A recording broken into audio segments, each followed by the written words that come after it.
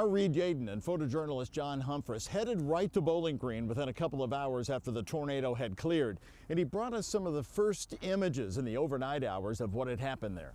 Now, 1 year later, they returned to those very same neighborhoods to find the progress being made and the lasting impact on this community. It was 1:17 a.m. when this EF3 tornado touched down in Bowling Green. City Manager Jeff Maisel got a call from Warren County's Emergency Management Director, Vonnie Pierce. And he said, Jeff, just want to let you know that we have had a major tornadoes come through, and we've got some severe damage. Videographer John Humphreys and I arrived in Bowling Green just behind the tornado. It quickly became apparent the damage was major and widespread. On the way in, we saw this semi flipped on I-65 near the exit. Another semi loaded with damaged Corvettes that had left the nearby plant where the cars are made. Fire Chief Jeff Brooks left the basement of his home, heading to Central Dispatch.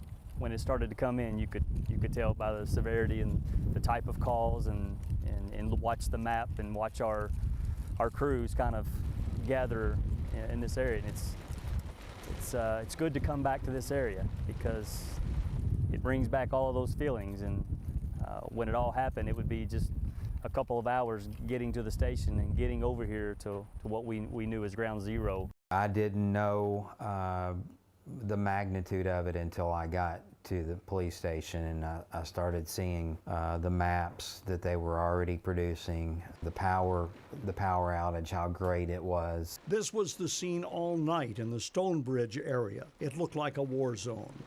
People injured, in shock. In a matter of seconds, homes and apartments were reduced to this rubble. A total of 17 people died. 500 homes and 100 businesses were destroyed. Hundreds of other homes and businesses were damaged. This is the Stonebridge Lane neighborhood. The area was hit very hard and devastated by the tornado's numerous fatalities. Behind me, you can still see a lot of the scars that are still there, but the scars are slowly fading. But it has taken the better part of a year to get to this point.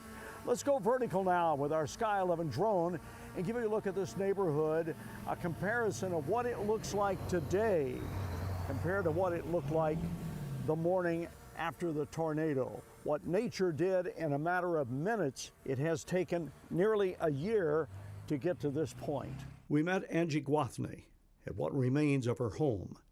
She and her mom were sucked out of the basement by the tornado and thrown to the front yard. And she was one of the first to the hospital, and she had to have like 70-something stitches.